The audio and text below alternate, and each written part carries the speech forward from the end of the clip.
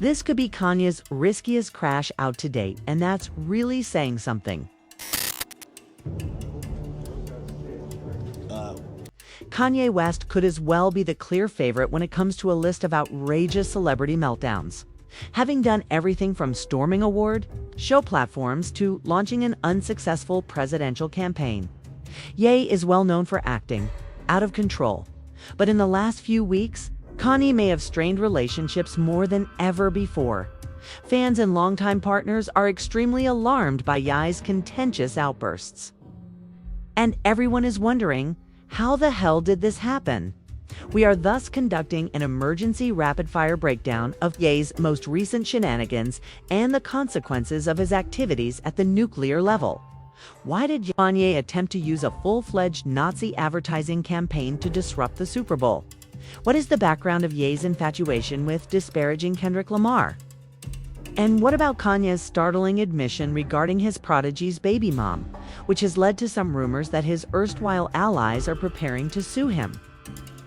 Finally, we will answer the most crucial question of all.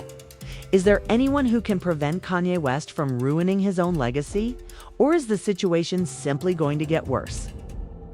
Just how much danger may Ye be in? Ain't none of y'all stand up for me. Ain't nobody stop. Shut up. Be quiet before you get... Since nobody is standing up for me, none of you underscore. Quit talking before you are banished. Keep quiet. Ye's unannounced appearance on the red carpet for the Grammy Awards, even though he had not received an invitation to the program, was the catalyst for his complete breakdown. Ye and his wife, Bianca Censori, made an unexpected appearance. And let's just say that her attire generated a lot of commotion when they posed for photos. According to toe breeding specialists who were consulted, Ye was observed coaxing Bianca to take off her fur coat. Her precise words appeared to be, quote, "make a scene." And mission accomplished, because as soon as Bianca Censori dropped her coat, everyone noticed that she was wearing a full see-through dress with nothing underneath, making her the first person to walk the Grammy red carpet practically nude. Quickly circulated that Ye and Bianca were forced to leave the Grammys after pulling their stunt, with some even speculating that Ye's master plan was to confront his longtime rival, Taylor Swift, who was nominated that evening. However, officials later confirmed that Ye and Bianca left on volition shortly after their red carpet photobomb. Kanye gave X a victory lap by declaring Bianca the most Googled person on the planet Earth and saying, quote, "We beat the Grammys. I'm not sure if that's true, but we could still have a good time with it." However, a video went viral that appeared to show Bianca being quite reluctant to drop her coat in front of the paparazzi. A body language expert commented that Bianca appeared afraid on the red carpet, and people speculated that Ye might have made her participate in the stunt when she didn't want to. But before anyone could really concentrate on Kanye and Bianca's antics, Ye chose to jump out of the window and start a full-on show. On February 6th, Justin Leo published an interview with Ye in which Kanye revealed he had recently received an autism diagnosis. Ye even connected his diagnosis to some of his prior actions.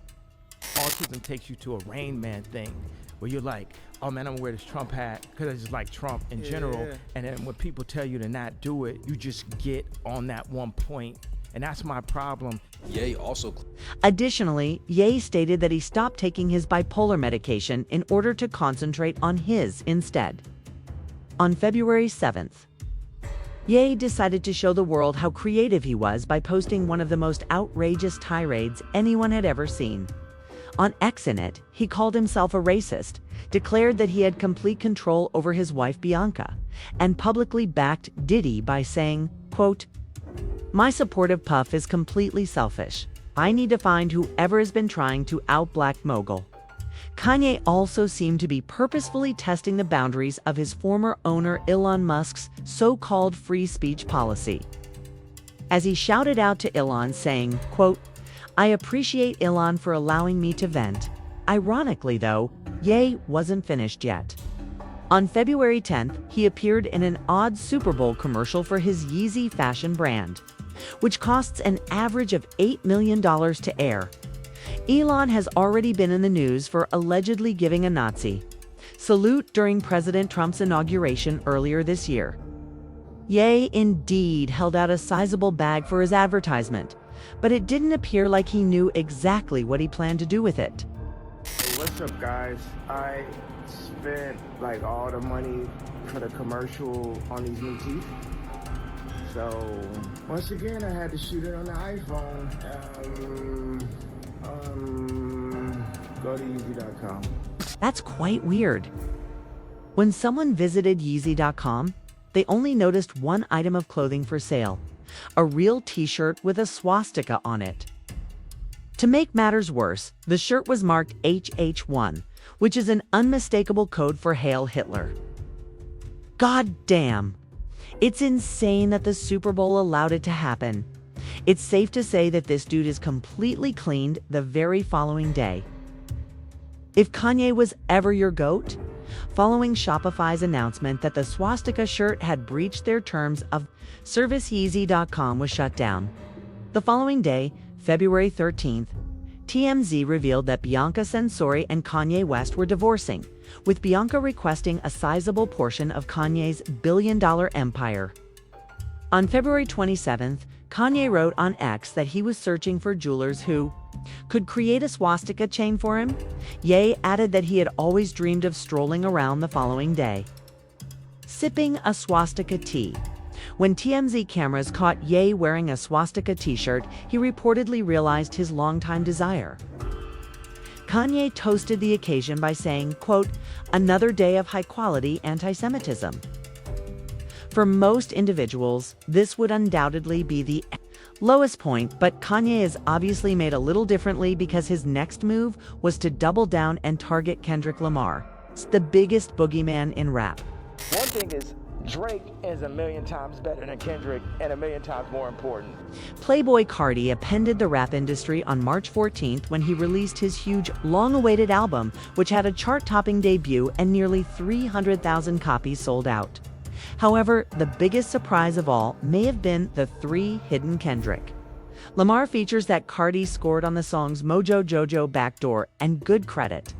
Although many fans seem to enjoy Carti and Kendrick's collaboration, Ye wasn't pleased about it at all. A few hours after the album's release, Carti tweeted, "I don't like Kendrick Lamar's music. He raps very well, but I didn't need to hear him on Carti's album."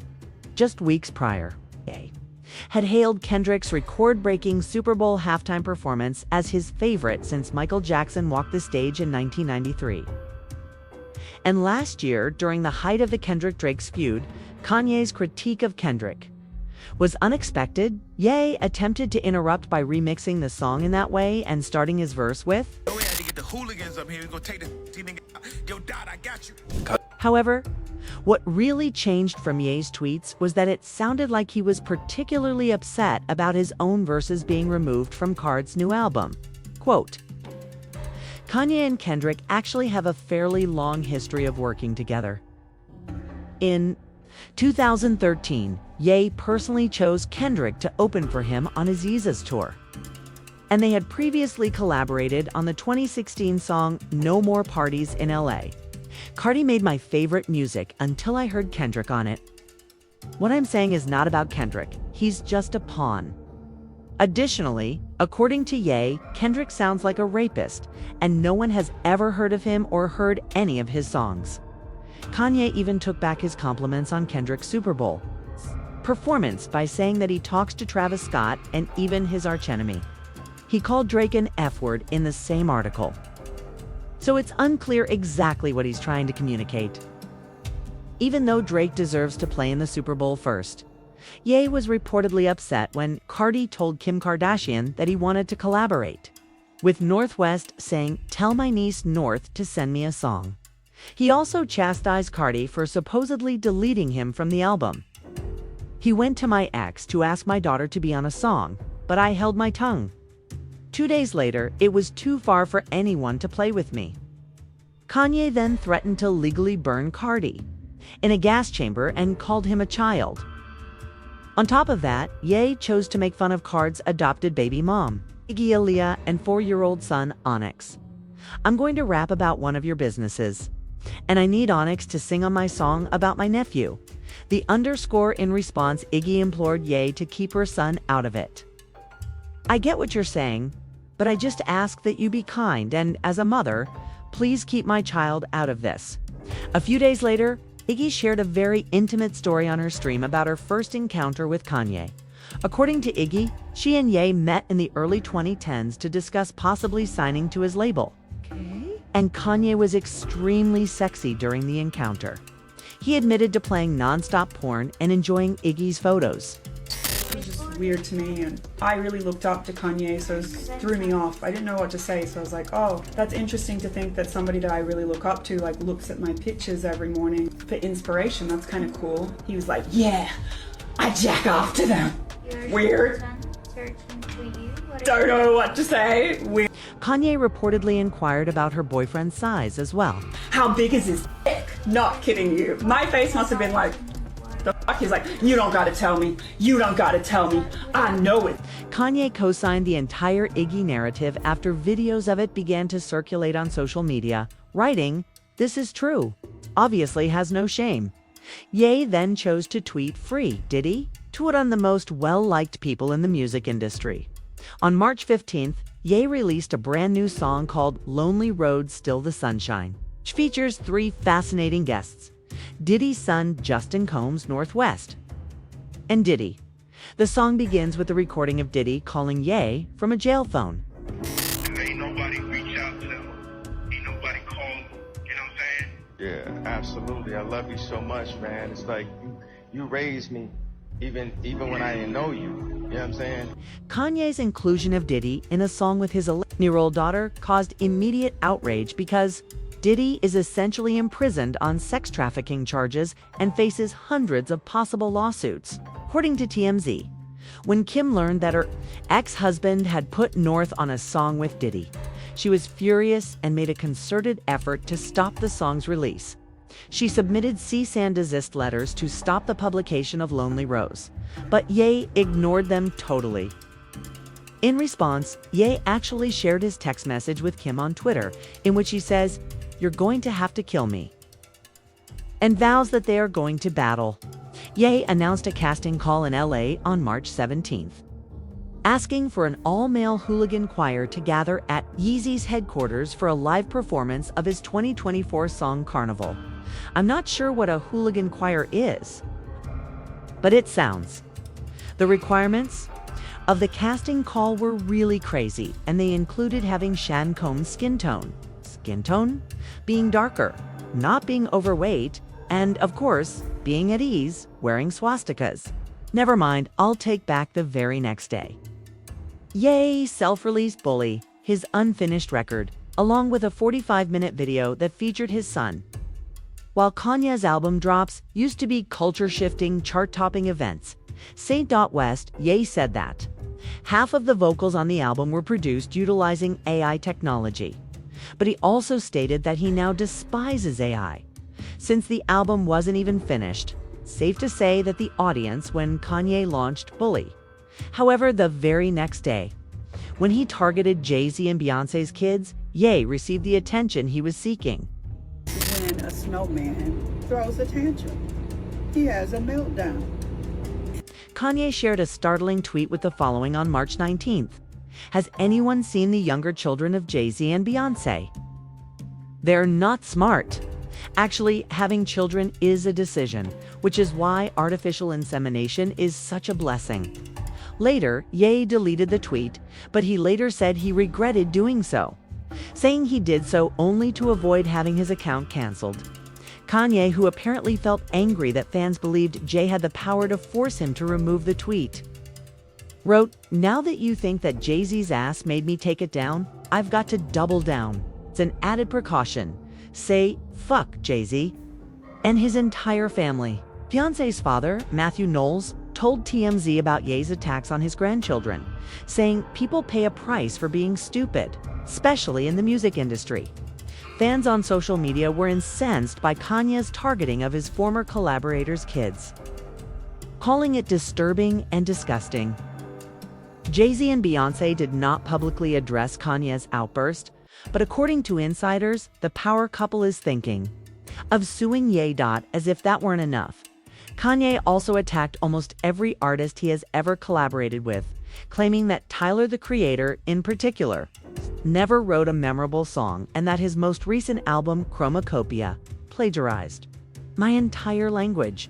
We recently published a comprehensive analysis of why Tyler, the Creator, has never received the respect he deserves in the rap industry. And Kanye's tweet essentially supports that claim. In it, he even targeted Future writing after listening to Card's Noom. I'm going to say something I never thought I would say. Future's washed. Next, Kanye made some disparaging remarks about Ty Dolla, with whom we recently collaborated on 2 albums, using a quotation from the previous year. I can't unwash the Future. How could I unwash Ty? He's still got potential. However, referring to his ex-wife Kim Kardashian as a full-fledged sex trafficker for allowing North West to participate in an FKA was maybe Kanye's most outrageous accusation of the day. I am 100% convinced that my children are in a trafficking ring is a quotation from Twig's music video. When Kim learned that the highly controversial Tate brothers were set to arrive and be with her daughter on March 20th, the very next day, news broke that she had canceled North's visit with Kanye. To put things in perspective, Andrew and Tristan Tate had recently been released from prison in Romania on charges of sex trafficking. Kim even had her legal team appear before a judge in an emergency hearing on March 24th that Kanye apparently didn't bother to attend after wreaking havoc for more than a month in America. Insiders told TMZ that Kanye immediately calmed down after arriving in Japan, indicating that he ultimately went to Tokyo to unwind. While Ye may be cooling off in Asia, he has left a massive trail of destruction in his wake. And experts believe that legal consequences may be imminent. Kanye made a series of controversial remarks that may as well qualify as defamation. And it's possible that some of his targets could be suing to get their lick back against. Hey. Sources also claim that Tokyo helps Kanye feel completely calm and detached, while LA could be an emotional trigger for him. Jay and Beyonce are both rumored to be on legal maneuvers. But Ye's accusations that his ex-wife, Kim Kardashian, is a sex trafficker could have implications for his ability to see his kids. Not only could the Kardashians potentially sue Kanye, but his stated affiliation with white supremacists and controversial figures like the Tate brothers could very well count against him in a custody hearing. And seeing as how Kanye left an insane digital paper trail all over social media in the last couple of weeks, the Kardashians' lawyers have plenty of evidence to use as ammunition. While Kanye previously leaned on music to help rehabilitate his image after some of his biggest controversies, it's safe to say that he's completely alienated himself from his biggest collaborators, Ty Dolla and Playboi Carti, who were both on Kanye's last #1 hit record. Carnival have publicly distanced themselves from Ye and were removed from his new album, Bully One Things for Sure. Kanye's tweet storm has left him more isolated and alone than ever before. Now people are wondering if anyone would put a stop to his self-destructive spiral given Ye's massive net worth of over $1 billion. It's unlikely that anyone has the clout to step in and force an intervention over his behavior, and judging from Ye's own statements, the only person he seems to look up to at this point, unfortunately, is Diddy. But given Kanye's very close association with Diddy, it's more than possible that the bad boy mogul's upcoming sex crimes trial might expose some of Ye's own alleged wrongdoings. With Kanye advocating for Diddy to be freed from prison, is it possible that Ye himself might have more skeletons buried in his closet? And will Kanye's hiatus in Japan help him heal? Or will his fall from grace only become more tragic?